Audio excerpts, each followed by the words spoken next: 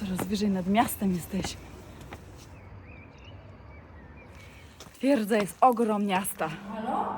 Będzie wojna. Jaka wojna? Jaka znowu wojna? Nie sądziłam, że mi się tak tu będzie podobać.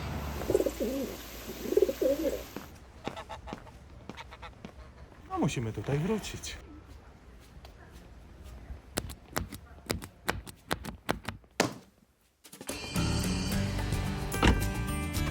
Drogę. Zagram dla ciebie na każdej gitarze świata. Na ulic, fletach, na nitkach bawię Miejsce docelowe będzie po lewej stronie. Pośpiewam Idziemy na poszukiwania jakiegoś jedzenia. Jesteśmy w Płocku, Stare Miasto.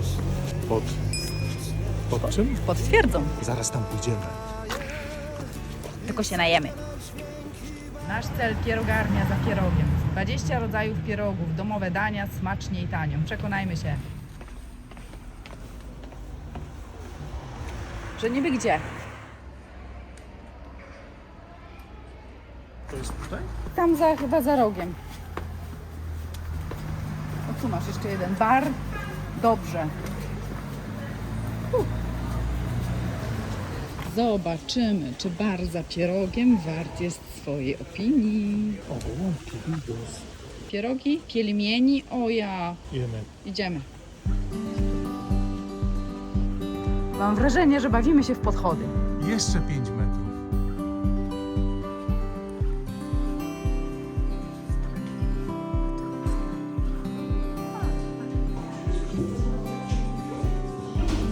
Będziemy jeść. Łódzka przysmak PRL-u. O właśnie, to moje ulubione. Danie dnia raz, kapuśniak plus kotlet schabowy, zupę pomidorową i pierogi z mięsem.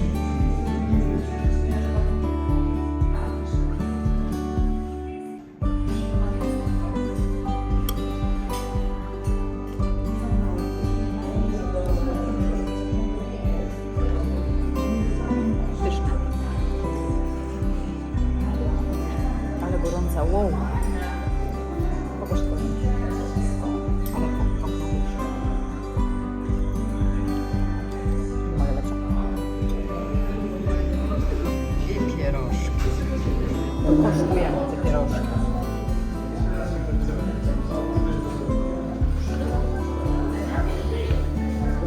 Dobra.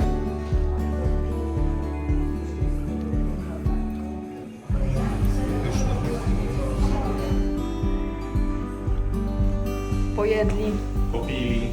i się rozeszli. Dokładnie. Kierunek twierdza. Twierdza dumnie góruje nad miastem, będąc jego symbolem i niemym świadkiem burzliwej historii. Coraz wyżej nad miastem jesteśmy.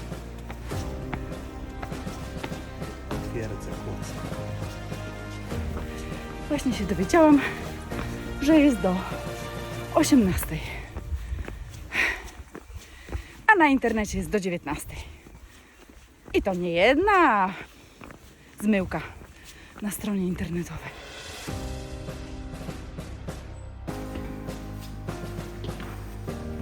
Dzień dobry. Damy radę coś się dowiedzieć? O 17:30 będzie wejście. Kupując bilet do podziemi można pospacerować po górze, czy jakoś tak?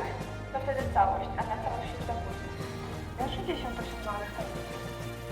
Ostatecznie zdecydowaliśmy się na górną część twierdzy, którą można zwiedzać z przewodnikiem lub indywidualnie. Niestety, na przewodnika też się nie załapaliśmy. Można też zwiedzać podziemne labirynty lub wziąć udział w nocnym zwiedzaniu. Te opcje również brzmią niezwykle ciekawie. Już na początku dowiadujemy się o legendzie, która mówi, że w czasach pogańskich w tym miejscu stał potężny gród, a Kłodzkiem i okolicami władała niezwyciężona pani o imieniu Walaska. Oto silna władczyni Walaska. Możemy tu też zobaczyć niezwykle masywne mury grube na 3,5 metra, które wraz z 300 armatami miały skutecznie odstraszać wroga.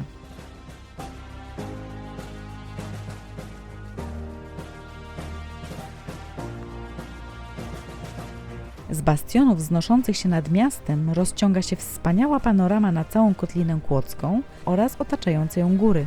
No i oczywiście na samo Kłodzko. A tam widać Kłodzką Górę. Tam byliśmy chwilę wcześniej. Nawet widać wieżę.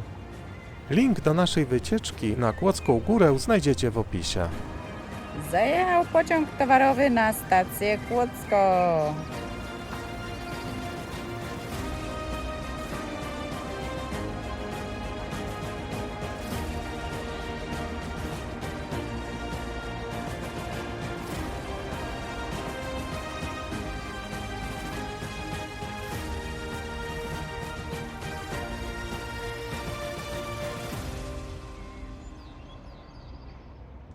Mamy takie oto widoki na Kłodzko. Wspaniałe. Przednie widoki. Ładnie tu. Fajnie. Pięknie widać Stare Miasto, ratusz. Liczyliśmy trochę na zwiedzanie z przewodnikiem, szczególnie ja. Nie udało się. Trochę późno, żeśmy chyba przyszli.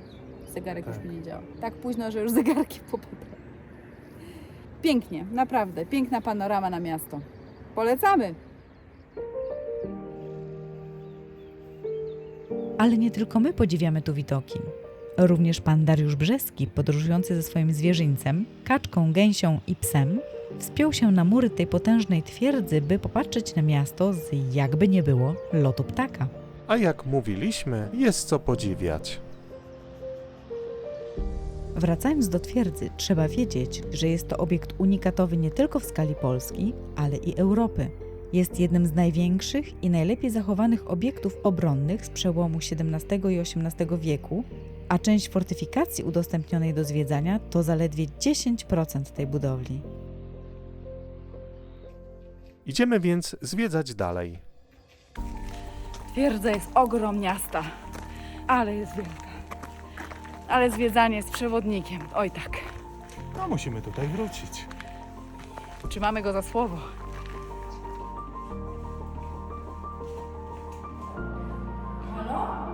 Będzie wojna.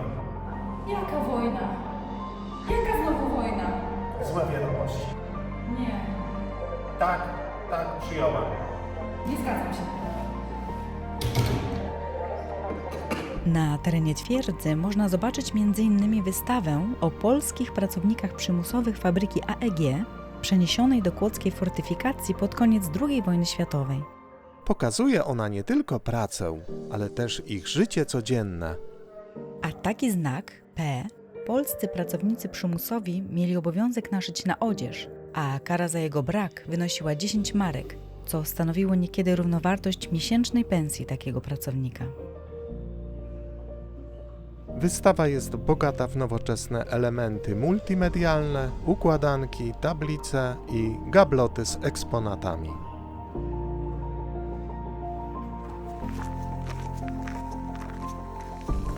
Wielkie kleszcze. To taki obiekt obronny mający kształt litery M. W dawnych czasach było w nich miejsce sypialne dla nawet 200 żołnierzy. A obecnie mamy tutaj wystawę pokazującą, jak wyglądała służba w pruskiej armii, życie codzienne żołnierzy, umundurowanie, kuchnia czy sypialnia. Może i dla mnie znajdą jakiś rozmiar na magazynie.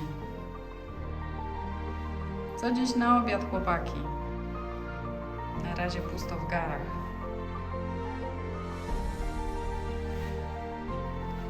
A to jeszcze jedno nawiązanie do historii tego miejsca. Czołg T-34 stojący na dziedzińcu przypomina, że w 1970 roku na twierdzy nakręcono część zdjęć do ostatniego odcinka serialu Czterej pancerni i pies. Gustlik, halo, jesteś?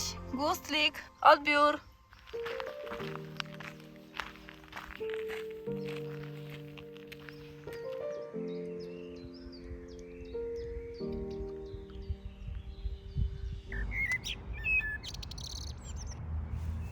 Opuszczamy twierdzę, niespełnieni, zaciekawieni. Twierdza kłodzka robi wrażenie. Tak. Dużo jest tutaj ciekawych rzeczy. Myślę, że przewodnik bardzo dużo by nam jeszcze dopowiedział. I jeszcze chcemy zobaczyć te labirynty kontrminowe. Jakoś tak. Ogrom zwiedzania. Ogrom. Wszystkiego nie obeszliśmy. Tak naprawdę pobieżnie. Super. jest to potęga. Jest co zobaczyć. Tutaj można jeszcze przemaszerować dookoła, wokół murów. Super, ale mamy już tyle w nogach kilometrów, że musimy tu wrócić. Nie ma wyjścia, musimy tu wrócić. Teraz idziemy na miasto. Tu naszą uwagę w oczywisty sposób przyciąga okazały neorenesansowy ratusz. Nie sądziłam, że mi się tak tu będzie podobać. Budynek ten został wzniesiony w XIX stuleciu, a poprzednie jego wersje kilka razy spłonęły. Po ostatnim pożarze cudem ocalała tylko średniowieczna wieża. Przed kłodzkim ratuszem stoi piękna barokowa fontanna z rzeźbą czeskiego lwa, który jest również elementem herbu tego miasta. Kolejną ciekawostką Kłodzka jest pochyły rynek. Dawniej był on przylegającym do Zamkowej Góry placem targowym, tętniącym gwarem kupców i handlem, a dziś jest spokojnym miejscem spotkań. Otaczają go kolorowe kamieniczki i wąskie uliczki. Podążając śladami pana Dariusza, docieramy prosto na jeden z najstarszych zabytków miasta – gotycki most Świętego Jana. Jego forma przywodzi na myśl praski most Karola, ale choć mniejszy, to co ciekawe, jest od niego starszy. Most jest ozdobiony 6 figurami, które nadają mu ten specyficzny charakter.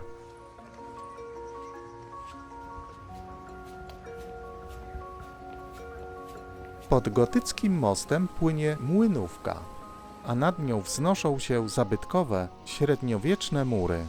Nieprawdopodobnie oczarował nas klimat Kłodzka, sprawiając, że miasteczko to trafiło na listę miejsc, do których koniecznie musimy wrócić.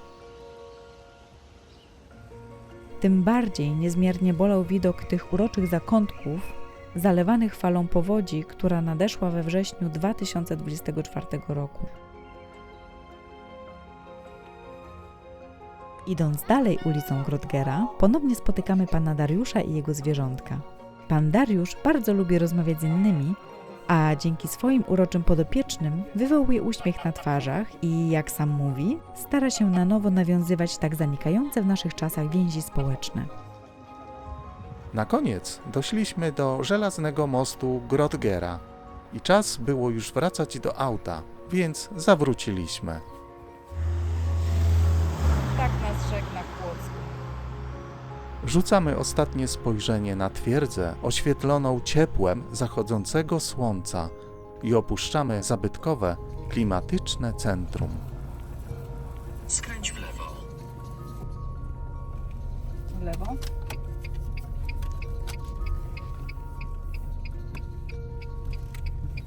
I zwiedzamy teraz Stare Miasto autem. To był dzień pełen wrażeń. Tak.